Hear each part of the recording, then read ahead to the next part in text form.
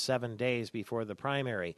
Rick Snyder, one tough nerd, the businessman candidate for governor, is on the other end of our line. Good morning to you. Good morning, Michael Patrick. Good to be with you. Thank you. What do you make of this? Is this dirty politics? Is this a July surprise? What does it mean to the field at the moment? Well, my view on it is I'm sticking to running a clean, positive campaign. And the issues that face Michigan are huge. We're an economic disaster. Lansing's broken. And I'm going to stay laser focused on those issues because we need to reinvent our state. I don't have any political baggage or scandals, so I'm just going to stay on my track and my path through August 3rd and hopefully beyond that. Are you suggesting that the Attorney General, your opponent, does have political baggage and scandal? Again, any issues with respect to Mr. Cox, you should ask Mr. Cox. And I'm going to stick to my campaign and the issues that are important in front of people right now because we've got a lot of people struggling, a lot of people trying to make ends meet. And we need to get our economy going and create jobs. And that's what I'm fired up to do. I'm the proven job creator in this race. If you're doing the math, and if people run from the Mike Cox campaign, if this is a game changer, sort of a meltdown for him, where there's smoke, there's fire, perception is reality, that kind of thing, why do you think, and I presume you hope, that the would-be Cox voters would come to you? Why would they come from Mike Cox to you? Well, we're doing great at getting people to come from all the different campaigns, Michael Patrick, and that's one of the things I'm proudest of. If you look at it, if you go back to January of this year or so, I was in the margin of error. I actually had people come up and say, hey, you could be a negative number if you took 2% and took the margin of error on those polls. And basically, if you look at where we're today, I'm tied at the top. And it's a tight race, but we're tied in the top of the polls. And one of the things I'm proudest of is I'm still doing that on probably 20 to 30 points less name recognition than the other candidates. So in terms of people getting on board with our campaign, it's far more as a percentage than the other candidates. And as we continue to get our message out, we've got a good TV launch going off today with statewide TV. We've got a new commercial. As people learn more, and I keep doing these town halls. We're doing town hall number 50 today in Dearborn. Wow, 50.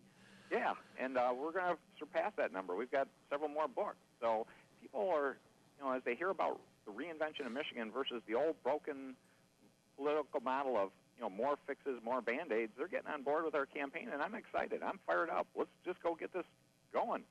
7 days away, 1 day from today, you'll be pulling the lever for yourself as the would-be Republican nominee for governor.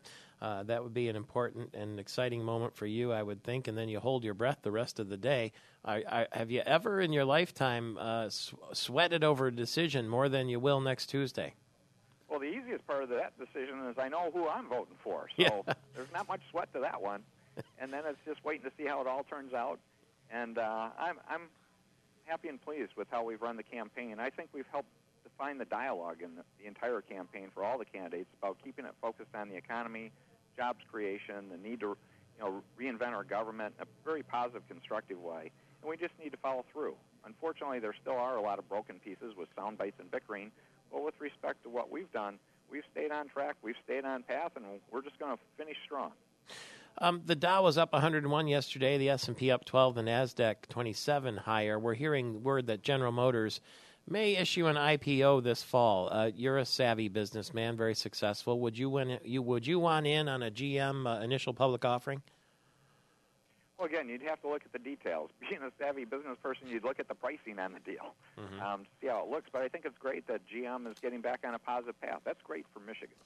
President Obama. The auto industry come back. And, again, I want to see a strong auto industry in our state. We just need to add more to it, more diversification of other industries growing in our state. So let's be proud of what we have with the autos, but let's keep on adding to it and hope they do great, too.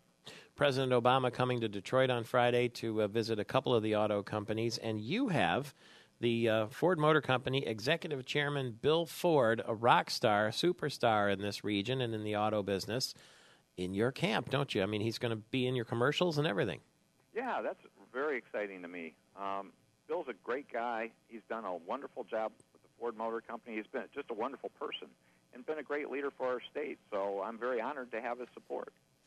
All right. Thank you very much for the chat this morning. I know you're busy. Every second counts when you get this close, and we'll talk again before the primary next week.